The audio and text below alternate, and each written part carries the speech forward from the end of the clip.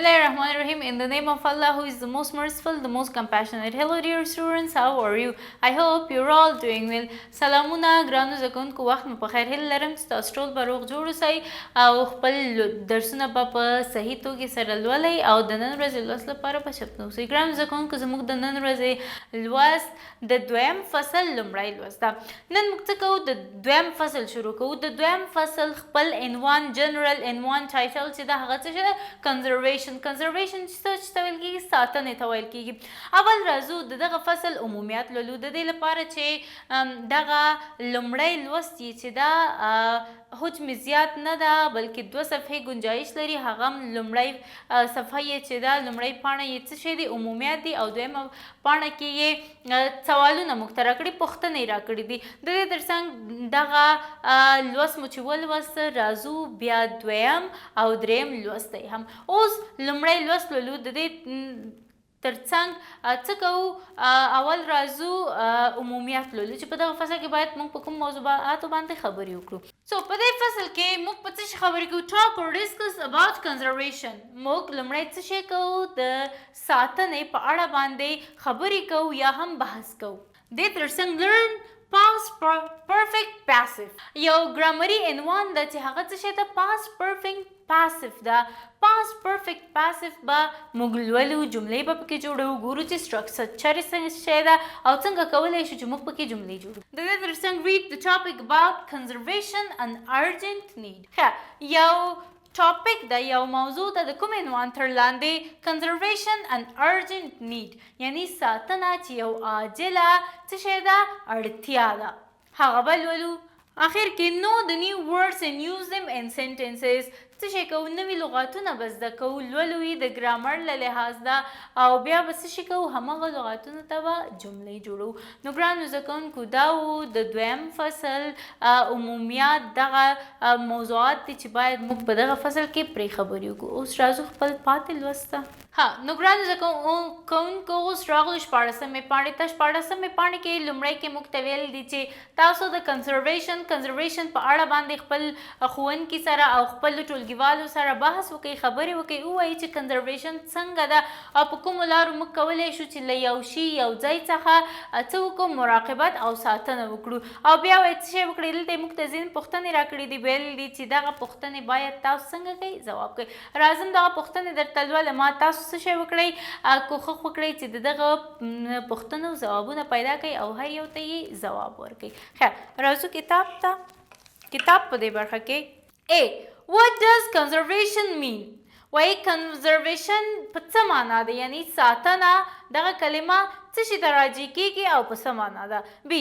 Is conservation more important nowadays than it is used to be؟ Why؟ وایي آیا کنزرویشن یا هم ساتنه په اوس ورځو کې ډېره اړینه ده له دې مخکې چې وه، یا هم څومره چې دا باید اړینه اوسي له هغې ډېر اړینه ده؟ او ولې اړینه ده؟ Can you think of any animals or plants which are endangered؟ وایي آیا تاسو داسې څاروي، حیوانات یا هم نباتات پیژنئ، فکر کولی شئ د هغې په اړه کوم چې په خطر کې وي، یعنی له خطر سره مخامخ وي؟ نو ګرانو زده کوونکو، دغه سوالونه او دغه عمومیاتو د دې فصل چې ومولوستل، سوالونه ولولئ له ځان سره او ځوابونه یې ورکړئ. د دې تر څنګ دغه لومړی لوست همدومره و. نو دا و د دویم فصل عمومیات او پوښتنې کومې چې مطرح کړې موږ ته یې راکړې، ویلي چې تاسو ورته ځوابونه پیدا کړئ. ښه، د دې تر څنګ دغه د دویم فصل لومړی لوست مو همدې ځای کې پای ته رسیږي او خپل دویم او دریم لوست پیلوو. بسم الله الرحمن الرحیم. سلامونه ګرانو زده کوونکو. نو ګرانو زده کوونکو، لکه څنګه مو چې وویل، دغه فصل یعنی دویم فصل لومړی لوست مو څه شی و؟ عمومیات ول او پوښتنې ولې د کنزرویشن په باره کې. اوس راځو دویم او دریم لوست یې په یوې پاڼې کې څه کړی دی؟ یو ځای کړی ده. نو دویم او دریم لوست یې لولو. د دې تر څنګ بیا دریم لوست ته یې ادامه ورکوو. ښه، دویم او دریم لوست چې دا دلته څه شی ده؟ اول کنورسیشن ده. او د دې تر څنګ کنورسیشن سره بیا څه شی ده؟ ګرامر ده. دغه کنورسیشن یې تاسو ته څه لپاره درکړی دغه کنورسیشن کې ځینې دغسې جملې دي چې زموږ کوم ګرامر چې موږ غواړو ویلولو هغه ګرامر پورې اړه لري. نو راځو اول دغه کنورسیشن په ګډه سره لولو بیا خپل د ګرامر سیکشن ته راځو. Number 1. Practice the conversation at column A below. Policeman and warden. Policeman څه شی وایي؟ You know the reason of dying these animals? How did they die? Police وایي ته پوهیږې د دغه حیواناتو د څارویو د مړه کېدلو په علت باندې دوی ولې مړه کېږي؟ څنګه مړه کېږي؟ Warden. Yes, they were killed by poachers. هو دوی د ښکاریانو لخوا څه شوي وو؟ ښکار شوي وو، مړه شوي. Poachers ښکاریان. Yes, men who hunt without permission. هغه سړیان کوم چې پرته له اجازې نه ښکار کوي. You saw some men driving away as policemen arrived, didn't you? وایي تا ځینې سړیان ولیدل چې هغوی موټر یې وچلو او لرې لاړل څنګه چې پولیسان را ورسېدل. آیا تا ونه لیدل؟ Yes, I did. هو ما ولیدل. Part 2. Make more conversation but this time use the words in column B and C. نو ګرانو زده کوونکو دغه کنورسیشن و یو شارټ کنورسیشن د پولیسمین او د یو سړي چې د وارډن په نوم و هغه ترمنځ ترسره شوی و. د دې ترڅنګ تاسو ته ویل دي تاسو نور کنورسیشن جوړ کړئ، خو تاسو باید څه شی وکړئ په کالم بي او سی کې چې تاسو ته کوم ورډز درکړي کوم کلمې درکړي دي هغه څه وکړئ هغه وکاروئ او کنورسیشن جوړ کړئ. نو اوس راځو خپل د ګرامر سیکشن ته. نو ګرانو زده کوونکو زموږ د ګرامر سیکشن موضوع څه شی ده؟ موضوع یې ده پاست پرفیکټ پاسیو. اکټیو او پاسیو چې یو ګرامري عنوان ده هغه څه دی؟ اوس په دې برخه کې وایو چې دغه اکټیو سنټنسز موږ پاسیو ته څنګه چینج کوو او رول یې څه شی ده، قانون یې څه شی ده، قاعده یې څه شی ده چې سټرکچر یې څه شی ده چې موږ باید دغه جمله خپله د اکټیو نه پاسیو ته یې څنګه کو، یعنی د فعال حالت نه مجهول حالت ته یې چینج کو، تبدیل یې کو. دلته په پاست کې غږیږو، پاست پرفیکټ کې یعنی تیره شوې څه شی مکمله زمانه. دې کې اوس راځو ګورو چې رول څه شی ده. د دې لپاره چې موږ خپله جمله د اکټیو نه پاسیو ته په پاست پرفیکټ کې چینج کو، قانون څه شی ده؟ قانون دا وایي په اکټیو کې موږ څه شی استعمالو، سټرکچر یې څه شی ده؟ had plus third form of the verb. کله چې موږ اکټیو جمله جوړو په پاست پرفیکټ کې څه کوو؟ had plus third form of the verb یعنی had راولو، ورسره د فعل دریم حالت نه ګټه اخلو. په پاسیو کې بیا څه شی ده؟ هر وخت چې دغه اکټیو سنټنس اکټیو اگزامپل موږ پاسیو فارم ته چینج کوو، مجهول حالت ته چینج کوو، هغې کې څه شی ده؟ had been plus third form of the verb. یعنی په اکټیو کې فقط had ده او په پاسیو کې had been راولو موږ plus third form of the verb د فعل دریم حالت راولو. نو دا و قانون چې موږ څنګه کولی شو یو اکټیو سنټنس څه شي ته پاسیو فارم ته چینج کو.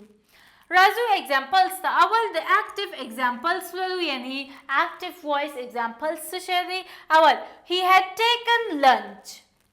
he had taken lunch وایي هغه د غرمې ډوډۍ څنګه کړله؟ ترسره کړه، یعنې ویې خوړله، وایي خیستله. نو دلته موږ څه شی راوسته؟ had plus third form of the verb یعنی had مو راوسته او د فعل دریم حالت مو راوسته. د taken اول حالت څه شی ده؟ take ده، دویم حالت یې took ده او دریم حالت یې راځي taken. نو had plus third form of the verb راغی. بلې جملې ته راځو. she had cooked meal. she had cooked meal هغه انجلۍ یا هغې میرمنې خواړه پاخه کړي وو. نو دلته هم څه شی ده؟ had ده او third form of the verb ده. دریم ته راځو. they had not written a letter. څه شی ده؟ نیگیټیو سنټنس د نیگیټیو جمله ده یعنی منفي جمله ده. وایي they had not written a letter هغوی یو لیک نه و لیکلی. اوس راځو دغه پاسیف وایس ته د اکټیو وایس او پاسیف وایس ته راځو چې دغه جملې موږ په پاسیف وایس کې څنګه لیکو. ښه مثلا همدغه جمله که چېرته موږ په پاسیف وایس کې ولیکو څنګه یې لیکو؟ پاسیف lunch had been taken by him. lunch had been taken by him. ښه had been مو راوسته او بیرته د فعل دریم حالت third form of the verb. دویم meal had been cooked by her. had been plus third form of the verb مو بیا راوستو. دریمه جمله چې کومه نیگیټیو وه هغه هم a letter had not been written by them. had not been written by them یعنی هغه لیک د هغوی په واسطه نه و لیکل شوی. نو ګرانو زده کوونکو دا و د اکټیو نه د پاسیف وایس ته موږ څنګه جمله چینج کوو هغه هم په کوم ټینس کې په پاست پرفیکټ کې موږ وویل قانون څه شی دی؟ قانون دا ده چې په اکټیو کې زموږ جمله څه شی لري؟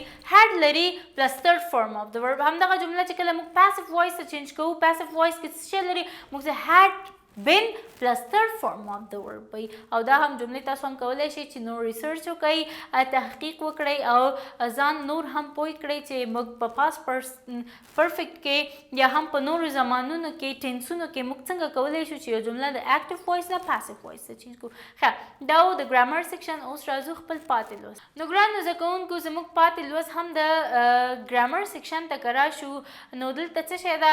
دلته یې موږ ته ویلي دي هغه پوښتنې په کومو پوښتنو کې چې توقع دا وي چې مقابل نفر درته یس سره ځواب درکړي یعنې هو سره ځواب درکړي. راځو کتاب ته. دغه هم ریویژن سیکشن ده. اوس دغه سیکشن یو ځل تاسو ته لولمه. کتابونه مو راواخلئ او څه وکړئ ګورو چې دغه سیکشن کې موږ ته یې کومې دغسې ځوابونه راکړي دي چې په هغې کې باید موږ یو نفر ته یعنې مثبت جواب ورکړو منفي ځواب ورنکړو. ښه راځو کتاب ته. په دې برخه کې کتاب پارټ A کې ویل دي Do you remember these questions؟ آیا دغه پوښتنې مو په یاد دي؟ You come from this area don't you؟ وایي تاسو له دې سیمې څخه راغلي یاستئ. آیا تاسو نه یې راغلي؟ Yes I do. I'm from Paktika. هو زه راغلی یم. زه له پکتیکا څخه یم. ښه It costs a lot doesn't it؟ وایي د دې قیمت ډېر زیات ده. آیا نه ده د دې قیمت زیات؟ Yes it does. It's very expensive. هو قیمت زیات ده دا ډېر زیات قیمتي ده. د دې ترڅنګ بل طرف ته یې راځو. Now look at this question. وایي اوس دغه پوښتنې ته وګورئ. You saw some men driving away as you arrived didn't you؟ وایي تا ځینې سړیان ولیدل چې هغوی څه کوله موټر یې چلوو څنګه چې ته راورسېدې. آیا تا ونه لیدل؟ Yes I did. هو ما ولیدل. This question is similar to those in box 1. وایي دغه پوښتنې مشابه دي یو رقم ته دي ورته دي له هغو پوښتنو سره لکه څنګه چې په box 1 کې ول. Because of this it uses did at the end. نو ځکه په پای کې څه شي نه ګټه اخیستلې ده؟ did نه. Remember we ask questions like these when we think the answer will be yes. وایي موږ هغه وخت دغه رقم ته پوښتنې کوو کله چې موږ فکر کوو ځواب به څه شی اوسي؟ yes اوسي یعنې هو به اوسي. The question word comes right at the end. ښه پوښتنه یعنې د پوښتنې کلمه چېرته چې موږ پوهېږو دغه پوښتنه ده هغه کلمه په پای کې راځي. You have to know that the tense is present simple. وایي تاسو باید پوه شئ چې دغه زمان څه شی ده؟ ساده زمانه ده اوسنۍ ساده زمانه ده. And you have to know that questions in the simple present tense are asked with do and does. او په دې باندې باید تاسو پوه شئ چې په سمپل پریزنټ ټینس کې موږ پوښتنې چې کوو له do او does سره یې کوو. You come from this area don't you؟ Yes I do. ښه د دې ترڅنګ ویلی دي the answer always yes also contains did. وایي کله چې موږ په yes سره یعنې هو سره ځواب ورکوو تل هغلته څه شی پکې شامل وي؟ د did کلمه پکې شامله وي. ښه Part B make some more questions and answers like the ones above. Use these sentences. تاسو ته ویل دي چې تاسو نورې پوښتنې جوړې کړئ او ځوابونه ورکړئ لکه څنګه چې موږ پورته جوړې کړې وي. تاسو ته جملې درکړې دي You study English. He comes from Kabul. They sit at the front of the class. In B, now make some questions and answer for these statements. Use the simple past tense. وای تاسو اوس څه شی وکړئ ځینې پوښتنې جوړې کړئ او ځوابونه دغه بیانیو ته ورکړئ او کوم زمان نه ګټه واخلئ simple past tense نه. You went to Hajj last year. You saw Freshta yesterday.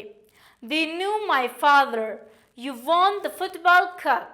You fell off your bike. They built that house. We finished this work. ښه نو ګرانو زده کوونکو دا هم دغه لوست چې دا ټول څه شی ده د ګرامر سیکشن ده. ګرامر سیکشن کې اوس تاسو ته په اخر کې څه ویل تاسو ویلو چې ځینې څه وکړئ پوښتنې جوړې کړئ او ورته ځوابونه ورکړئ. د دې تر څنګ دا هم د ګرامر سیکشن ده. راځو پاتې برخې ته. نو ګرانو زده کوونکو په دې برخه کې موږ ته په دې پاڼه کې ځینې څه شی راکړي سچویشنز یې راکړي دي حالات یې راکړي دي. موږ ته ویل دغه حالات ولولئ او د دغه حالات مطابق کوم ځواب چې تاسو باید ورکوئ باید څه شی ولري had been plus third form of the verb. اوس اول راځو تختې په سر چې دغه هر سچویشن ته اول یې اگزامپل د دویم دریم څلورم او پنځم کې جواب کې څه شی راځي هغه لولو. بیا راځو کتاب ته او دغه سچویشنز. نو ګرانو زده کوونکو اول یې مثال ورکړی د دویم دریم تر پنځمه پورې یې لولو. ښه دویم کې راځي it had been cleaned. دریم it had been killed. څلورم it had been mended او پنځم it had been switched off. ښه اوس راځو دغه سچویشنز یې لولو. کتاب ته راځو. کتاب په دې برخه کې پیج نمبر 19. Number 1, you went into a bakery to buy some bread. However, there was no bread. What had happened to it? وای تاسو چیرته تللی وای تاسو نانوایي ته تللی وای چې ډوډۍ واخلئ. ښه څه وشو هلته تاسو چې کله لاړئ هلته هیڅ ډوډۍ نه وله. نو څه شی پیښ شوي ول لیکلی دی په قوس کې سیل ده. نو ځواب څه شی ده it had been sold. هغه ډوډۍ خرڅه شوې وي. Number 2, your car was very dirty when you left it in the car park. وایي ستاسو موټر ډېر زیات خیره نو کله چې هغه تاسو د موټر پارک کې پرېښوده. when you came back after shopping کله چې له پیرود نه بیرته راوګرځېدلی it was like new. دا نوی غوندې و. what had happened to it? و څه شی پیښ شوي و چې دا داسې ښکارېده لکه نوی. په قوس کې د clean ځواب کې به څه شی لیکو it had been cleaned. څه شی شوی و پاک شوی و یعنی د یو چا په مرسته په واسطه پاک شوی و. Third one, you left your house this morning and you saw a dead cat in the road. وایي تاسو خپل کور پرېښود نن سهار او تاسو په سړک باندې یو مړه پیشو ولیده. what had happened to it? قوس کې د kill وایي څه پیښ شوي له هغې پیشو سره. it had been killed. څه شی شوي د یو چا لخوا مړه شوې وه. Number 4, when you went to school yesterday morning کله چې تاسو تیره سهار ښوونځي ته لاړئ there was a hole in the road. هلته په سړک کې یو څوری و. when you returned after school کله چې بیرته له ښوونځي نه راوګرځېدئ it wasn't there. هلته څوری نه و. what happened to it? mend ده په قوس کې یعنې څه پیښ شوي و. ځواب ورکوو it had been mended. Number 5, when the headmaster left the school at 1:30 all the lights were on. وای کله چې هغه مدیر ښوونځی پرېښوده په یوه نیمه بجه ټول ګروپونه لګېدلي ول. when he returned at 7 AM کله چې هغه د سهار په 7 بجو راورسېده بیرته راوګرځېده there were no lights on. هیڅ ګروپونه روښانه نه ول. what had happened to it? switch off. وایي له دغه څراغونو سره څه پیښ شوي و it had been switched off. دغه څراغونه مړه شوي ول. ښه نو ګرانو زده کوونکو دغه سیکشن خلاص شو. د دې تر څنګ په آخري سیکشن کې هم څه راکړي دي موږ ته پوښتنې. وایي څه شی وکړئ تاسو ورته پوښتنې جوړې کوئ او ځوابونه ورکوئ. ښه اول یو د اگزامپل په طور باندې موږ ته راکړل شوی ده. راځو پاتو ته. پاتې کې دویم ده he broke his wrist. didn't he? وایي هغه څه شی وکړه د هغه هلک یې د لاس بند یې ور مات کړ. آیا هغه مات نه کړ؟ ځواب کې څه شی لیکو yes he did. هو هغه دا کار ترسره کړ. موږ وویل چې کله په yes سره ځواب ورکوو نو اخر کې باید څه شی ولري did ولري زموږ ځواب. ښه the third one, they flew to Herat. didn't they? وایي هغوی هرات ته الوتنه وکړه. آیا هغوی الوتنه ونه کړله؟ ځواب کې څه شی وایي yes they did هو هغوی الوتنه وکړله. The fourth one, I rang the wrong bell didn't I وای ما څه شی په تېروتنې سره یو بل زنګ ووهه آیا ما ونه وهه؟ ځواب به څه شی ورکوو؟ yes you did هو تا دا کار وکړ. دا و پوښتنې چې موږ ته یې ویلي تاسو پوښتنې جوړې کړئ او ځوابونه ورکوئ. پاتې یې ستاسو کورنۍ دنده څه شی باید وکړئ؟